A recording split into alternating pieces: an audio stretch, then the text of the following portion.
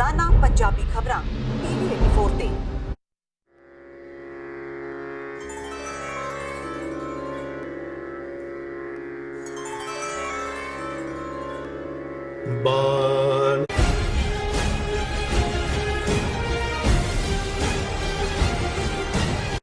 ਦਰਸ਼ਕੋ break ਤੋਂ ਬਾਅਦ ਤੁਹਾਡਾ ਸਭ ਦਾ ਨਿੱਘਾ ਸਵਾਗਤ ਹੈ। ਜਿਸ ਤਰ੍ਹਾਂ ਕਿ ਅੱਜ ਦੇ ਜੋ ਅਹਿਮ ਇਸ਼ੂ ਸਨ ਉਸ ਉੱਪਰ ਡਾਕਟਰ ਸਾਹਿਬ ਨੇ ਆਪਣੇ ਵਿਚਾਰ ਦਿੱਤੇ ਨੇ। ਹੁਣ ਆਪਾਂ ਜੋ ਐਂਡ ਵਾਲਾ ਸੈਗਮੈਂਟ ਹੈ ਉਸ ਵਿੱਚ ਹਮੇਸ਼ਾ ਇਸ ਤਰ੍ਹਾਂ ਆਪਾਂ ਗੁਰਬਾਣੀ ਵਿਚਾਰਾਂ ਗੁਰਮਤਿ ਵਿਚਾਰਾਂ ਡਿਸਕਸ ਕਰਦੇ ਹਾਂ। ਡਾਕਟਰ ਸਾਹਿਬ ਕੋਲ ਉਹਨਾਂ ਦੇ ਵਿਚਾਰ ਸੁਣਦੇ ਹਾਂ। ਆਓ ਫਿਰ ਅੱਜ ਦੁਬਾਰਾ ਫਿਰ ਆਪਾਂ ਉਹਨਾਂ ਕੋਲ ਵਿਚਾਰ ਸੁਣਦੇ ਹਾਂ ਗੁਰਬਾਣੀ ਦੇ ਉੱਪਰ। ਜੀ ਸਾਹਿਬ ਕੀ ਕਹਿਣਾ ਚਾਹੋਗੇ? ਦੇਖੋ ਭਾਈ ਗੁਰਦਾਸ ਜੀ ਜਿਹੜੇ ਬਹੁਤ ਵੱਡੇ ਸਿੱਖ ਸਕਾਲਰ ਹੋਏ ਨੇ ਲਗਭਗ 4 ਸਦੀਆਂ ਪਹਿਲਾਂ, ਜੀ ਉਹਨਾਂ ਦੀ ਵਿਜ਼ਡਮ, ਉਹਨਾਂ ਦੀ ਸਿਆਣਪ, ਉਹਨਾਂ ਦੀਆਂ ਜਿੱਥੇ ਉਹਨਾਂ ਨੇ ਗੁਰੂ ਗ੍ਰੰਥ ਸਾਹਿਬ ਦੀ ਪਹਿਲੀ ਬੀੜ ਜਿਹੜਾ 1604 'ਚ ਜਿਹੜੀ ਕਿ ਦਰਬਾਰ ਸਾਹਿਬ ਅੰਮ੍ਰਿਤਸਰ 'ਚ ਪ੍ਰਕਾਸ਼ਮਾਨ ਹੋਈ, ਉਸ ਦੇ ਉਸ ਸਕਰਾਈਬ ਨੇ, ਲਿਖਾਰੀ ਨੇ, ਜੀ ਉਹਨਾਂ ਦੀਆਂ ਭਾਈ ਗੁਰਦਾਸ ਜੀ ਦੀਆਂ ਵਾਰਾਂ, ਇਹ ਸਾਡੀ ਸਿੱਖ ਹਿਸਟਰੀ ਦਾ ਵੀ ਸੋਰਸ ਹੈ, ਬੜਾ ਰਿਲਾਇਬਲ ਸੋਰਸ।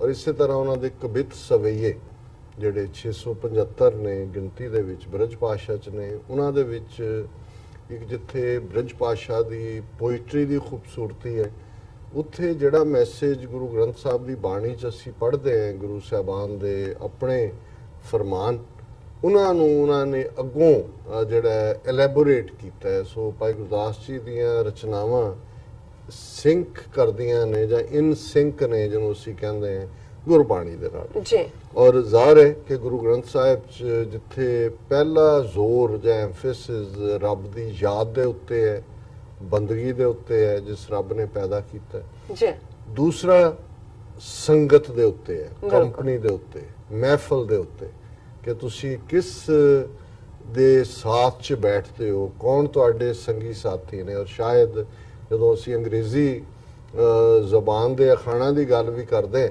ਤੇ ਇਹਨਾਂ ਨੇ ਵੀ ਇੱਕ ਸਿੰਪਲ ਫਰੇਜ਼ ਬਣਾਇਆ ਹੋਇਆ ਕਿ ਇਹ man is known by the company he keeps. ਜੀ ਕਿ ਜੇ ਤੁਸੀਂ ਇੱਕ ਬੰਦੇ ਨੂੰ ਜਾਣਨਾ ਹੈ ਉਹਦੇ ਬਾਰੇ ਵੀ ਉਹ ਕਿਹੋ ਜਿਹਾ ਹੈ, ਤੇ ਉਹਦੇ ਦੋਸਤਾਂ ਬਾਰੇ ਜਾਣੋ ਕਿ ਉਹ ਕਿਸ ਕਿਸਮ ਦੇ ਸਾਥ 'ਚ ਰਹਿੰਦੇ। ਸੋ ਜ਼ਾਹਰ ਹੈ ਕਿ ਜਿਹੜੇ ਰੱਬ ਦੇ ਰਸਤੇ ਤੇ ਤੁਰੇ ਹੋਏ ਨੇ, ਭਲੇ ਨੇ, ਉਹਨਾਂ ਦੇ ਸਾਥੀ ਵੀ ਭਲੇ ਹੋਣਗੇ, ਤੇ ਜਿਹੜੇ ਦੂਸਰੇ ਪਾਸੇ ਨੇ ਜਿਨ੍ਹਾਂ ਦਾ ਇਸ਼ਟ ਸ਼ੈਤਾਨ ਹੈ, ਜੀ ਸੋ ਜ਼ਾਹਰ ਹੈ ਫਿਰ ਸ਼ੈਤਾਨ ਦੇ ਤੱਕ ਕਿੰਨਾ ਕੁਛ ਹੁੰਦਾ ਹੈ, ਸ਼ੈਤਾਨੀਅਤ, ਉਹ ਉਹਦੇ ਪਿੱਛੇ ਨੇ।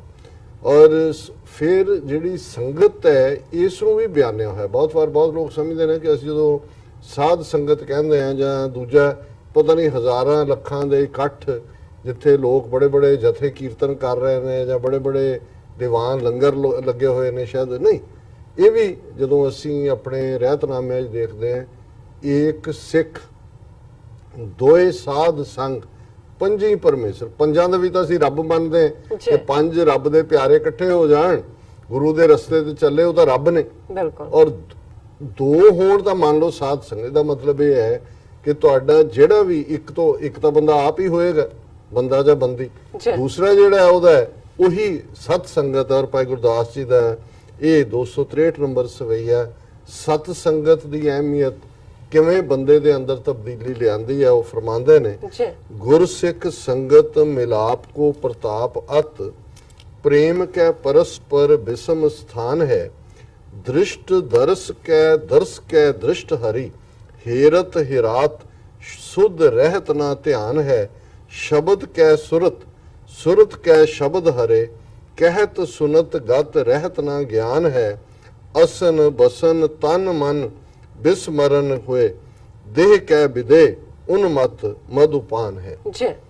ਕਿ ਜਿਹੜਾ ਗੁਰਸਿੱਖ ਦਾ ਸੰਗਤ ਦੇ ਨਾਲ ਮਿਲਾਪ ਹੈ, ਉਹ ਉਸ ਦਾ ਇੰਨਾ ਪ੍ਰਤਾਪ ਹੈ, ਪ੍ਰਤਾਪ ਅਸੀਂ ਪਾਵਰ, ਗ੍ਰੈਂਡਿਓਰ, ਜਿਸ ਦਾ ਕੋਈ ਮੁਕਾਬਲਾ ਨਹੀਂ ਹੈ, ਉਹ ਸੰਗਤ ਚੋਂ ਹੀ ਪੈਦਾ ਹੁੰਦਾ ਹੈ। ਗੁਰਸਿੱਖ ਸੰਗਤ ਮਿਲਾਪ ਕੋ ਪ੍ਰਤਾਪ ਅਤ, ਕਿ ਜਿਹੜਾ ਉਹਦਾ ਪ੍ਰਤਾਪ ਹੈ ਉਹ ਬਹੁਤ ਹੈ, ਐਕਸਟ੍ਰੀਮ ਹੈ, ਉਸ ਨੂੰ ਬਿਆਨਿਆ ਨਹੀਂ ਜਾ ਸਕਦਾ।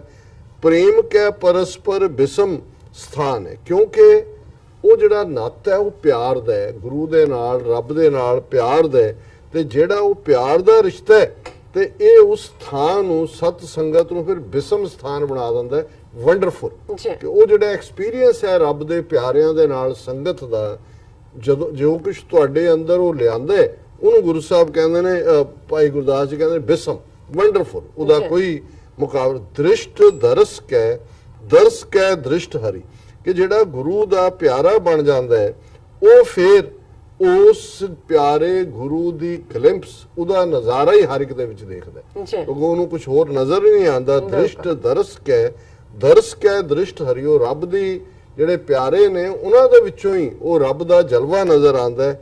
ਹੀਰਤ ਹੀਰਾਤ ਸੁਧ ਰਹਿਤ ਨਾ ਧਿਆਨ ਹੈ, ਕਿਉਂਕਿ ਜਦੋਂ ਉਹ ਰੱਬ ਵਰਗੀ ਦ੍ਰਿਸ਼ਟੀ ਵਾਲੇ ਲੋਕ ਉਹ ਇਸ ਕਿਸਮ ਦੇ ਬਣ ਜਾਂਦੇ ਨੇ ਕਿ ਉਹਨਾਂ ਨੂੰ ਉਸ ਸਾਰੇ ਚੋਂ ਹੀਰਤ ਹੁੰਦਾ ਹੈ ਕਿ ਸੈਂਸ ਆਫ ਵੰਡਰ, ਕਿ ਜਿਹਦੇ ਚ ਤੁਹਾਡੀ ਸੁੱਧ ਬੁੱਧ ਨਹੀਂ ਰਹਿੰਦੀ, ਆਨੰਦ ਦੀ ਹਾਲਤ ਤੋਂ ਬਿਨਾ ਤੁਹਾਨੂੰ ਕੁਝ ਨਜ਼ਰ ਨਹੀਂ ਆਉਂਦਾ।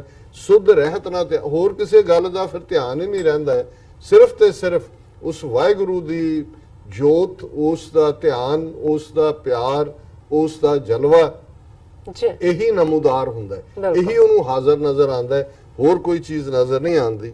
ਸ਼ਬਦ ਕੈ ਸੁਰਤ ਕੈ ਸ਼ਬਦ ਹਰੇ, ਕਹਿਤ ਸੁਨਤ ਗਤ ਰਹਿਨ ਨਾ ਗਿਆਨ ਹੈ, ਕਿ ਜਿਹੜੀ ਉਸ ਦੀ ਸੁਰਤ ਹੈ ਉਹ ਸ਼ਬਦ ਦੇ ਵਿੱਚ ਜਦੋਂ ਜੁੜ ਜਾਂਦੀ ਹੈ, ਸ਼ਬਦ ਕੈ ਸੁਰਤ ਕੈ ਸ਼ਬਦ ਹਰੇ, ਉਸ ਵਾਹਿਗੁਰੂ ਦੀ ਜਿਹੜੀ ਹੈ ਯਾਦ ਦੇ ਵਿੱਚ ਤੁਹਾਡੀ ਸੁਰਤ ਜੁੜਤੀ ਹੈ। ਕਹਿਤ ਸੁਨਤ ਗਤ ਰਹਿਤ ਨਾ ਗਿਆਨ ਹੈ, ਫਿਰ ਗੁਰੂ ਦੀ ਗੱਲ ਤੋਂ ਬਿਨਾ ਤੁਹਾਡਾ ਹੋਰ ਕੁਝ ਵੀ ਨਾ ਸੁਣਨ ਨੂੰ ਜੀ ਕਰਦਾ ਹੈ, ਨਾ ਕਿਸੇ ਕੋਲ ਬਹਿਣ ਨੂੰ ਜੀ ਕਰਦਾ ਹੈ, ਤੁਹਾਨੂੰ ਕੁਝ ਵੀ ਚੰਗਾ ਨਹੀਂ ਲੱਗਦਾ। ਤੁਹਾਡੇ ਮਨ 'ਚ ਇੱਕੋ ਹੀ ਹੁੰਦਾ, ਗੁਰੂ ਸਿੱਖਾਂ ਕੈ ਮਨ ਭਾਵਦੀ, ਗੁਰ ਸਤਿਗੁਰ ਕੀ ਵਡਿਆਈ। ਤੁਹਾਨੂੰ ਸਿਰਫ ਤੇ ਸਿਰਫ ਉਸ ਪਿਆਰੇ ਦੀਆਂ ਗੱਲਾਂ ਚੰਗੀਆਂ ਲੱਗਦੀਆਂ ਨੇ। ਤੇ ਅਖੀਰ 'ਚ ਭਾਈ ਸਾਹਿਬ ਕਹਿੰਦੇ ਨੇ, ਅਸਨ ਬਸਨ ਤਨ ਮਨ ਬਿਸਮਰਨ ਹੋਏ, ਕਿ ਜਦੋਂ ਇਸ ਸਟੇਟ ਦੇ ਵਿੱਚ ਸਿੱਖ ਪਹੁੰਚ ਜਾਂਦਾ ਹੈ, ਜਗਿਆਸੂ ਪਹੁੰਚ ਜਾਂਦਾ ਹੈ, ਜਿਹੜਾ ਰੂਹਾਨੀਅਤ ਦਾ ਤਾਲਬੇ ਇਲਮ ਹੈ ਉਹ ਪਹੁੰਚ ਜਾਂਦਾ ਹੈ, ਫਿਰ ਉਹਨੂੰ ਖਾਣ ਦਾ, ਪਹਿਨਣ ਦਾ, ਖਾਣ ਦਾ, ਆਪਣੇ ਤਨ ਮਨ ਨਾਲ ਜੁੜੇ ਜਿਹੜੇ ਬਾਕੀ ਦੁਨਿਆਵੀ, ਬਹੁਤੇ ਤਾਂ ਅੱਧਾ ਦਿਨ ਸ਼ੀਸ਼ੇ 'ਚ ਦੇਖਦਿਆਂ ਗੁਜ਼ਾਰਦੇ ਨੇ, ਅੱਧਾ ਜਿਹੜਾ ਅੱਡ ਖੁਰਾਕ ਦਾ ਉਹਨਾਂ ਨੂੰ ਫਿਕਰ ਹੁੰਦਾ ਹੈ ਵੀ ਜੀਭ ਦੇ ਸਵਾਦ, ਇਸ ਸਾਰੇ ਦੇ ਵਿੱਚ ਹੀ ਧਿਆਨ ਹੁੰਦਾ ਹੈ, ਇਸ ਜੀਵਨ ਦੀ ਅਸਲੀਅਤ ਵੱਲ ਤਾਂ ਧਿਆਨ ਨਹੀਂ ਹੁੰਦਾ। ਪਰ ਭਾਈ ਸਾਹਿਬ ਕਹਿੰਦੇ ਜਿਹੜਾ ਇਸ ਰਸਤੇ ਤੇ ਤੁਰ ਪੈਂਦਾ, ਅਸਨ ਬਸਨ ਤਨ ਮਨ ਬਿਸਮਰਨ ਹੋਏ, ਇਹ ਸਾਰੇ ਜਿਹੜੇ ਨੇ ਭੁੱਲ ਜਾਂਦੇ ਨੇ। ਦੇਹ ਕੈ ਵਿਦੇ ਉਨ ਮਤ ਮਧੂਪਾਨ ਹੈ, ਉਹ ਆਪਣੀ ਫਿਜ਼ੀਕਲ ਐਡੋਰੇਸ਼ਨ ਚੋਂ ਨਿਕਲ ਜਾਂਦਾ ਹੈ, ਵਿਦੇਹ ਹੋ ਜਾਂਦਾ ਹੈ, ਔਰ ਹਮੇਸ਼ਾ ਹੀ ਇਹ ਮਧੂ ਜਿਹੜਾ ਹੈ ਇਹ ਕੋਈ ਦੁਨਿਆਵੀ ਸ਼ਰਾਬ ਦਾ ਨਸ਼ੇ ਵਾਂਗ ਨਹੀਂ ਹੈ, ਜਿਹੜੀ ਕਿ ਚੜ੍ਹਦੀ ਹੈ ਤਾਂ ਉਤਰ ਜਾਂਦੀ ਹੈ।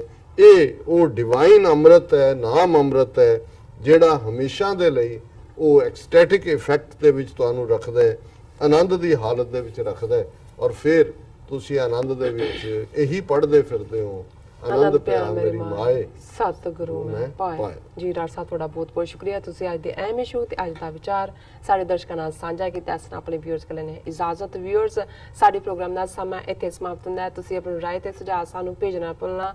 ਸਾਡੇ ਇਸ ਪਤੇ ਤੇ sos@tv84.tv ਤੇ ਅਸੀਂ ਆਪਣਾ ਪ੍ਰੋਗਰਾਮ ਲੈ ਕੇ ਫਿਰ ਦੁਬਾਰਾ ਤੁਹਾਡੇ ਰੂਬਰੂ ਹੋਵਾਂਗੇ। ਤਦ ਤੱਕ ਲਈ ਮੈਨੂੰ ਤੇ ਆਪਣਾ ਸੁਣਾ ਗਿਆ ਦਿਓ। ਦੇਖਦੇ ਰਹੋ TV84। ਬੁਲਾ ਦਿਓ ਫਤਿਹ। ਵਾਹਿਗੁਰੂ ਜੀ ਕਾ ਖਾਲਸਾ, ਵਾਹਿਗੁਰੂ ਜੀ ਕੀ ਫਤਿਹ।